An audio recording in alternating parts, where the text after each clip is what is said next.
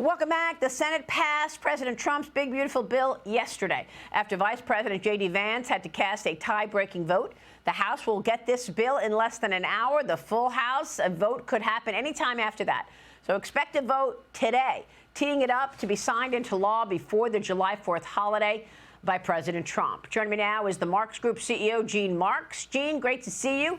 And you cater to small businesses. I want to get your take on this. You say this legislation is going to be a big win for small business owners, especially those who are investing and expanding right now. Tell us about it. Yeah, so Maria, you were talking earlier, in this program about growth and how the president wants to be funding growth. And, the big winners, I think, of this big, beautiful bill are small businesses. And there's a big reason why. I mean, there are certain tax provisions in this bill, investing in capital equipment, spending on research and development, the big deduction for, pass-through businesses, as well as even estate plans. They've increased the exemption for estate taxes. The key thing about all this stuff, which I don't think people are talking about enough, Maria, is they've all been made permanent. Like in the 30 years that I've been a practicing certified public accountant, all of these things have just been extended every few years. And then it's a debate and it goes back and forth. Well, these things are permanent now, which means that small businesses can make long-term decisions about investing in their businesses and selling their businesses or passing it on to new generations, knowing that the laws aren't going to change because of that. I think that's going to have an enormous impact on the growth of businesses in this country. And Gene, you would know your firm specializes in CRM, cloud, accounting, and sales and marketing software. What are you hearing from those small business owners today? Are they poised to invest in America? Are they poised to hire people? How are they feeling about the current policies out of the Trump administration? It's funny that you say that. The sentiment is actually pretty resilient, and it's not just our 600 clients that I'm hearing from. I mean, there's a number of surveys that go around that have been asking small businesses how they feel. Two that I can point out, Maria. I mean, one, Paychex, is the big HR platform.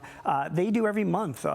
It's called the Small Business Employment Watch. They have 750,000 customers. These are small businesses. Their hiring has remained steady throughout 2025.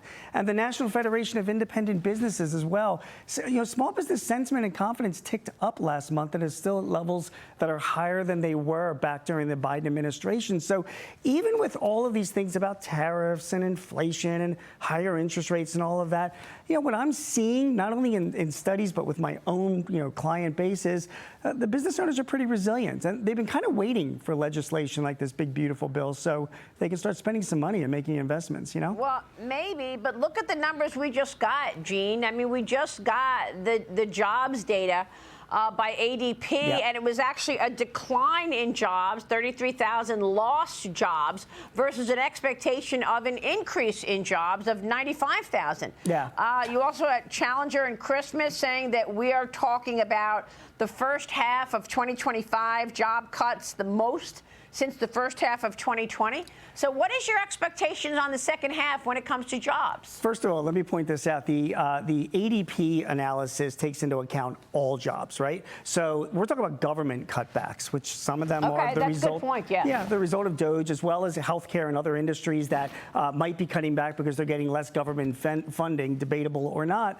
The Paychex report that I mentioned earlier, that's specifically small businesses, And let's not forget, Maria, small businesses in this country, there's 30 million of them. They make up half of the GDP. They employ half of the people in this country.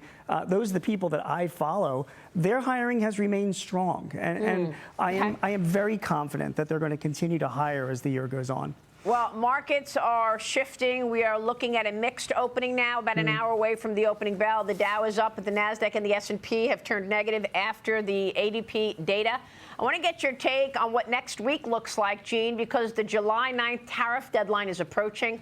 And what that means, I spoke with President Trump about what he's going to do in terms of the exemption, and as well as whether or not he's going to extend that pause on the tariffs. It didn't sound like he's going to extend any tariff extension. In fact, he basically said, no, we're going to write a letter to all these countries and say, this is what you're paying. Here's what he told me about that. Watch this. I'm going to send letters. That's the end of the trade deal. I could send one to Japan.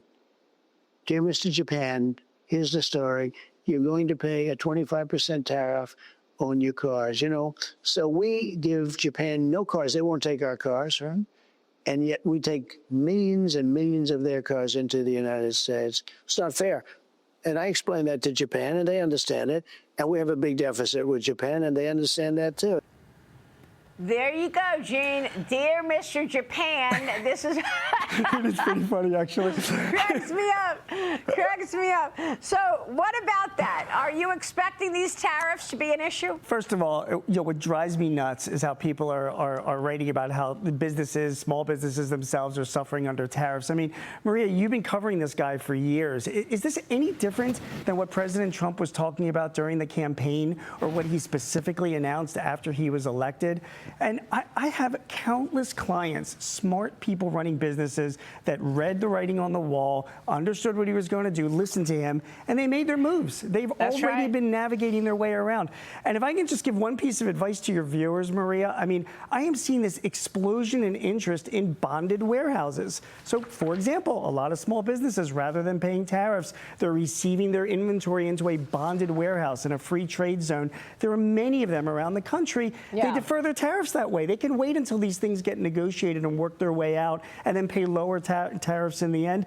That's just like one of 10 examples I can give you of how the resilient business owners are navigating their way around this stuff. And well, they will it's true. navigate. And we should point out that countries are navigating as well. This week, we saw Canada give up its digital sales tax. President Trump completely stopped talking to Canada on any trade deal until the digital sales tax was given up, and that's exactly what Canada did. We are expecting a framework of a deal with Canada by July 21st. So we'll see about that. But this is all right now in the hopper. Gene, great to see you. Thank you, sir. Thanks, Maria. Gene Take care. Marks joining us on the impact of the big, beautiful bill on small business.